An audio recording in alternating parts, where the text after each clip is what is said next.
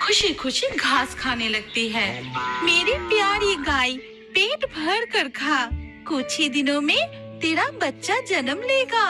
इस समय तुझे अच्छा खाना खिलाने की भी हमारी हैसियत नहीं है। घास के सिवा तुझे कुछ खिला नहीं सकते। माधवी और उसका पति गोविंद डिंगी भांगा गांव के एक मिट्टी के घर में रहते हैं।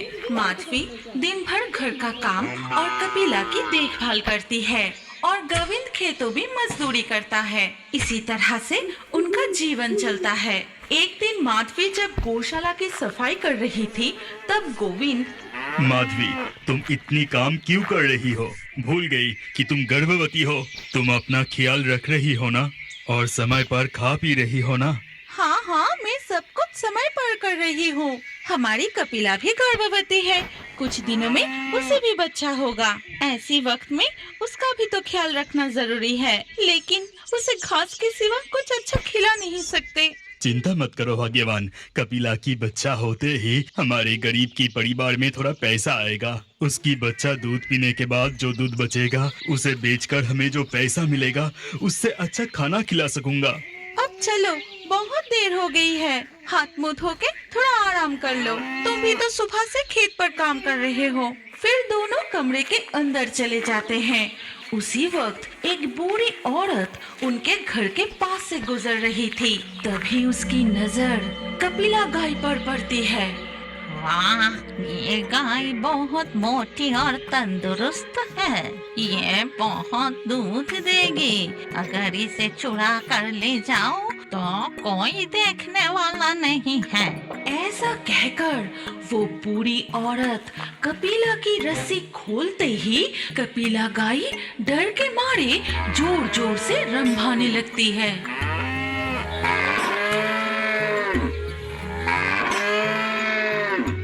लेकिन वो बूढ़ी औरत उसके मुंह के सामने कुछ जादू जैसा करते ही कपिला एकदम शांत हो जाती है।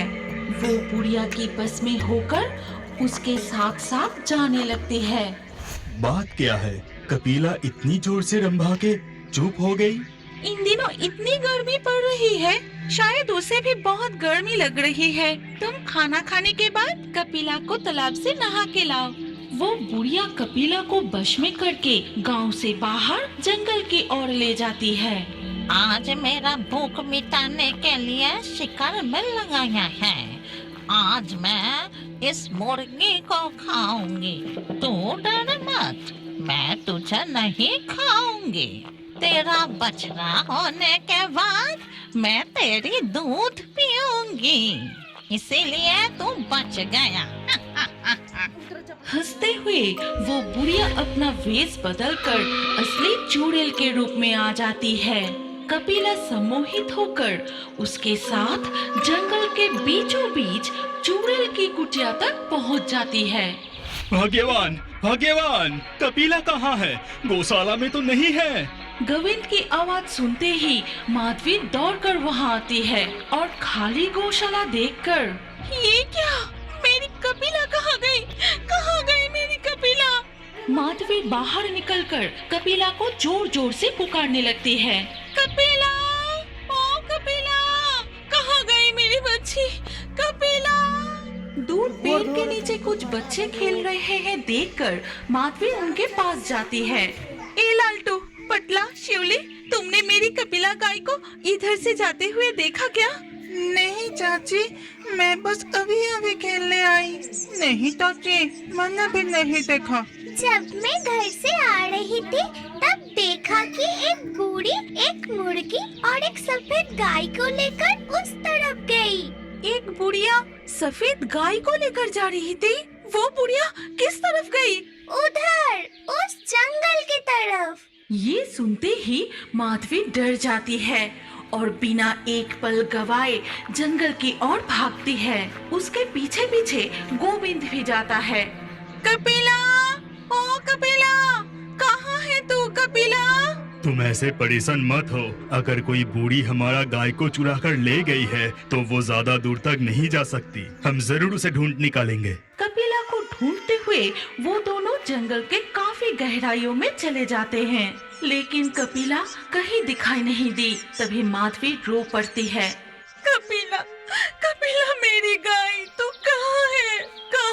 कपिला, एक बार आवाज तो दे कपिला। तभी गोविंद की नजर एक मुर्गी के पंख पर पड़ती है।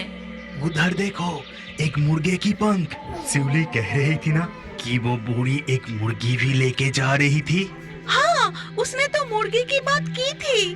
वो दोनों पंख के निशान देखते हुए और आगे बढ़ते ही उन्हें और एक पंख दिखाई दी। भाग्यवान, इन पंखों का पीछा करते हैं। लगता है हम उसके बहुत करीब है। पंख को देखते हुए वो जंगल के एक सुनसान हिस्से में पहुंच जाते हैं। कपिला, ए कपिला! तुमने एक चीज गौर की? जंगल की यहाँ कोई चिड़िया या जानवर की आवाज भी नहीं आ रही, पूरा सुनसान। वो कपिला को पुकारते हुए और आगे बढ़ते हैं। ये क्या?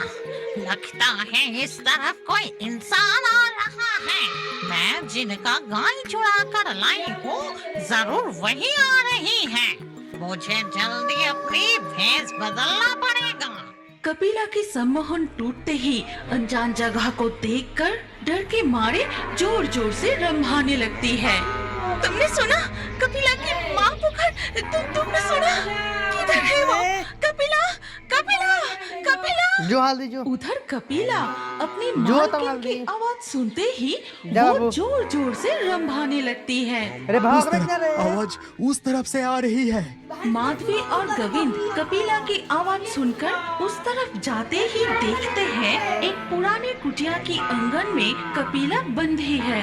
वहाँ चारों ओर जानवरों की हड्डियाँ बिखरी होती है। माधवी कपिला को देखते ही दौड़ते हुए जाके कपिला से लिपट जाती है।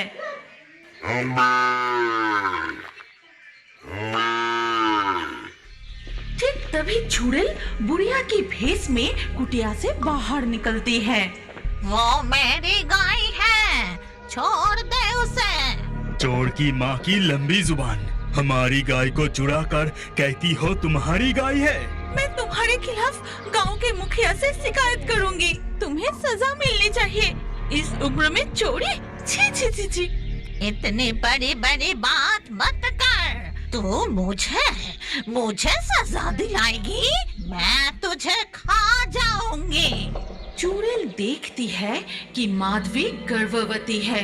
बुढ़िया अपने हाथ मुंह के सामने लाकर कुछ बड़बड़ाती है और धूल जैसा एक अजीब चीज माधवी के ओर फेंक देती है। तुम हम पर धूल झोंक के सोच रही हो कि हमसे बचकर भाग जाओगी? भागने की कोई जरूरत नहीं। तुम एक बूढ़ी हो, शायद तुमसे गलती हो गई, इसीलिए हम माफ कर देते हैं। गोविंद की बात सुनकर बुढ़िया हंसने लगती है। फिर दोपहर बीतकर शाम हो जाती है। गोविंद और माधवी अपना कपिला गाय को लेकर घर की ओर जाने लगे। फिर घर पहुंच के कपिला को गौशाला में बांध देते हैं। कपिला, तुझे कोई तकलीफ तो नहीं हुई? रुक जा, मैं तुझे घास देती हूँ। माधवी कपिला को खाने के लिए घास देती है और कपिला वो घास खाने लगती है। भाग्यवान, आसमान में काले बादल छा गए।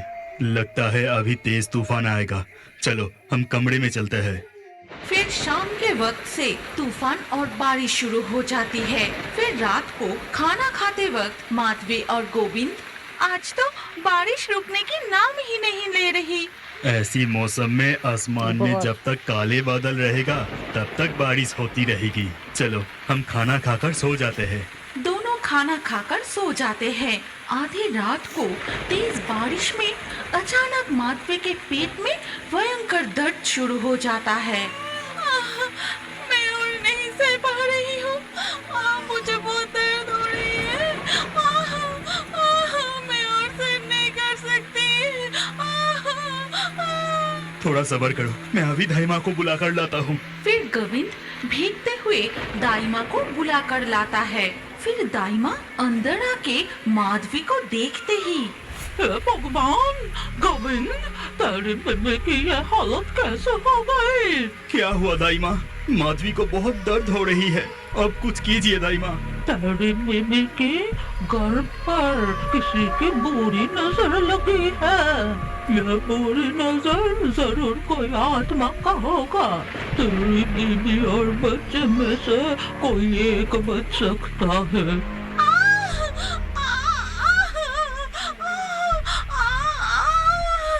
माधवी की दर्द भरी चीखें और रोने की आवाज कपिला सुनती है और कपिला सब कुछ समझ जाती है।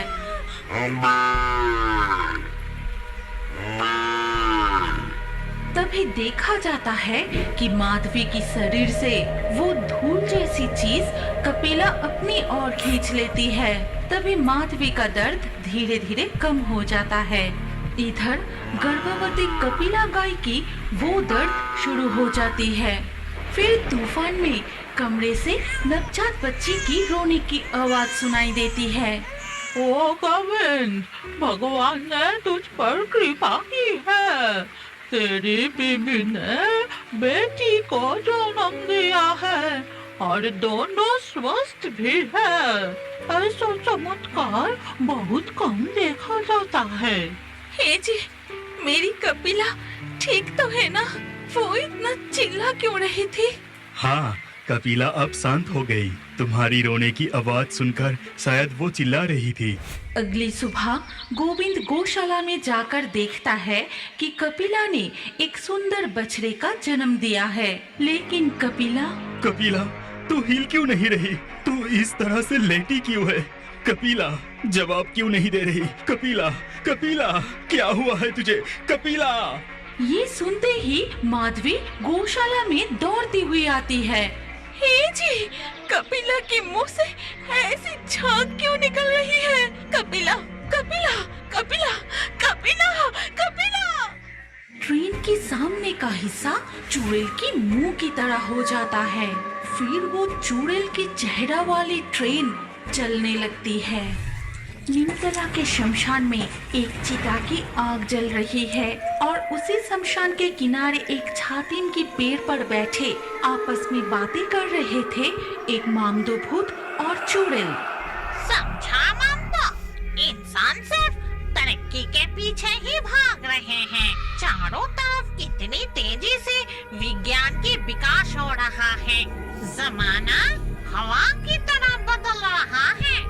लेकिन कभी सोचा है इस दुनिया की इंसान भाग दौड़ करके कितनी भी तरक्की कर ले, मरने के बाद इस शमशान की चिता और मिट्टी में कफन की समाधि के लिए आधुनिक विज्ञान की कोई जरूरत नहीं। यह रस्म अनंत काल तक ऐसा ही रहेगा। मामदो, तूने तो बिल्कुल सही कहा। इसीलिए तो पीढ़ियों से ये शमशान ऐसा ही है। ये रिटायरमेंट की जिंदगी यहाँ शांतिपुर की शमशान में बड़े शांति से बिता रहे हैं। चुड़ैल और मामदो भूत पेड़ की डाल पर बैठकर अपने सुख दुख की बातें कर रहे थे। जल्दी से खाना खा के सो जाइए, कल सुबह आपको शहर जाने के लिए ट्रेन भी तो पकड़ना है। कल सुबह सुबह जल्दी निकलना पड़ेगा। हमारे गांव में कोई रेल स्टेशन नहीं है। 3.5 मील पैदल चलकर स्टेशन पहुंचना पड़ता है। सुबह के ट्रेन ना मिले तो मुश्किल हो जाएगी। न जाने कब हमारे गांव में भी एक रेल स्टेशन होगी। अगर यहाँ हमारे गांव में रेल स्टेशन बन जाते तो गांव वालों को बहुत सुविधा मिलती। इसके बाद वो दोनों खाना खाकर सो जाते हैं। अगली सुबह शांतिपुर के शमशान में दिखा जाता है दो शॉर्ट पैंट वाले बाबू लोग आपस में कुछ बातें कर रहे हैं। मामदो, ये लोग कौन है रे? इनके साथ तो कोई मुर्दा नहीं है। फिर शमशान में ये लोग क्या कर रहे हैं? क्या पता, इतनी अंग्रेजी मिलाकर बात कर रहे हैं कि कुछ समझ में ही नहीं आ रहा। Our calculation is right. अगर हम रेल पटरी को इस जंगल के बीच से निकालें तो 2 स्टेशनों की दूरी काफी कम हो जाएगी। Yes, you are right. पास में शमशान है, हमें सावधानी से काम करना पड़ेगा। अरे तुम भी ना, क्या तुम भी भूत प्रेत में यकीन करते हो? अरे कुछ नहीं होगा, चलो हम अफिसरों को बता देते हैं। कल से ही रेल पटरी बिछाने की काम शुरू कर देंगे। इसके बाद वो दोनों बाबू लोग शांतिपुर की शमशान से चले जाते हैं। तब मामदो चुड़ैल से कहता है, चुड़ैल, उनकी बात मुझे ठीक नहीं लग रही। लगता है हमारी शांति अब ज्यादा दिन का नहीं है। मैं जितना समझा वो लोग रेल पटरी के बारे में कुछ बात कर रहे थे। ये तो क्या कह रहा है? रेल पटरी और हमारे शमशान में? नहीं नहीं, ये कभी नहीं हो सकता। हम कभी ऐसा होने नहीं देंगे। अगले दिन सुबह वो दोनों अफसर रेल की पटरी लगाने के लिए कि सारे जानवर डर के मारे इधर उधर भागने लगते हैं। पंछी भी उड़ जाते हैं। हमारे शमशान में ये कैसा संकट आ गया? ये लोग अब हमें चैन से जीने